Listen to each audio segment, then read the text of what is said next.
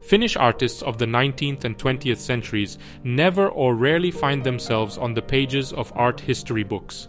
This gives the wrong idea that the Finnish or the Scandinavian art circles did not have significant contributions to art history. So, despite being considered one of the leading artists of the golden age of Finnish art and one of Finland's earliest modern artists, Sigrid Schauman has yet to be a known figure. She was a cosmopolitan centenarian with more than 70-year-long artistic career, achieving great success only in the latter half of her life. The relationship of light and color, landscapes, shunning of details, non-figurative art, and international trends are all terms that apply to the art of Sigrid Schauman.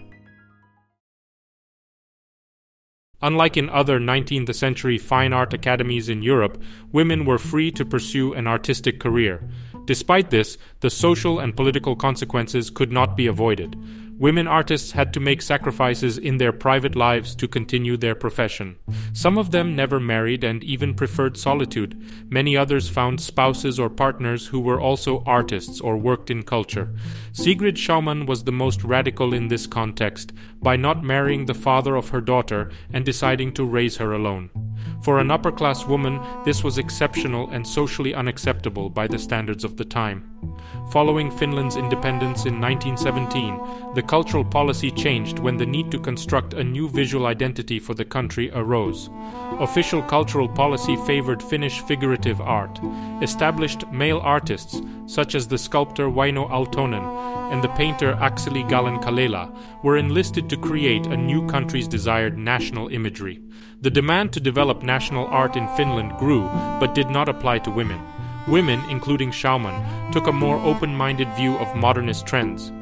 Swedish-speaking female art critics were the most open proponents of modernism and often engaged in disputes that reflected the confrontation between Finnish art and art that was considered international.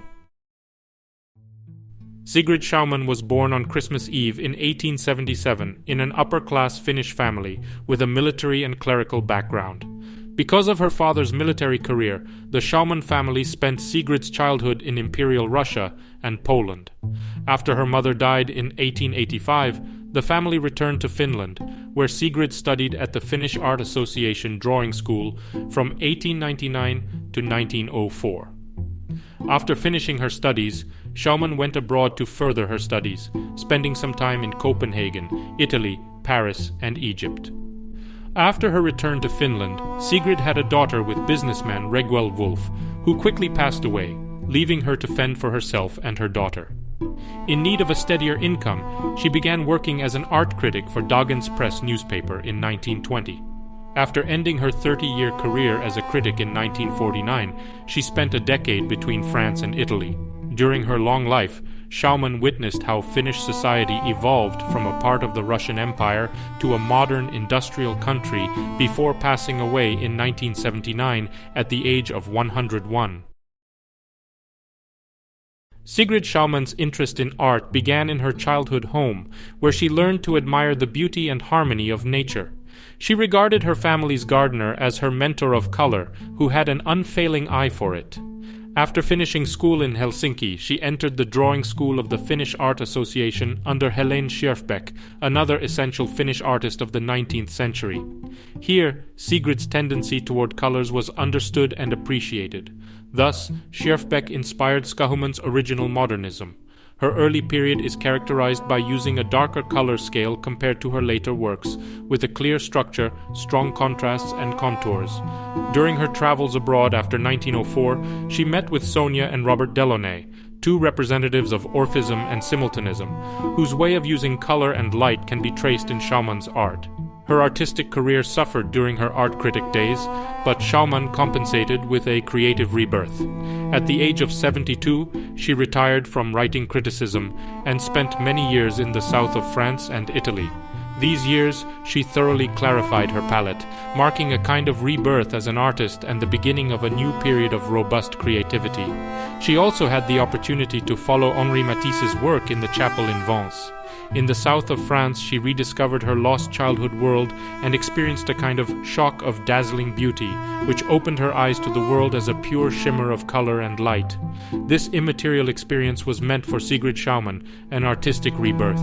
color became increasingly dominant in her later works, and the paintings turned into a hazy play of light and shadow. The nudes occupy an artistically central place in the later production, but she still also painted many landscapes and portraits. Besides her works being significant for developing modern art in Finland, Sigrid Schauman also worked as an art critic for 3 decades, publishing nearly 1,500 critiques. From them, we learn her conception of art was based on value, color painting, and the creation of mood that emphasized emotion. Her reviews championed emotional qualities and the formal characteristics of the works. She preferred to separate herself as an artist from her work as a critic to understand better what other artists consider beautiful. The critic's job meant the artistic work had to be put aside for a time. Still, it also meant a vital period in the history of Finnish art criticism.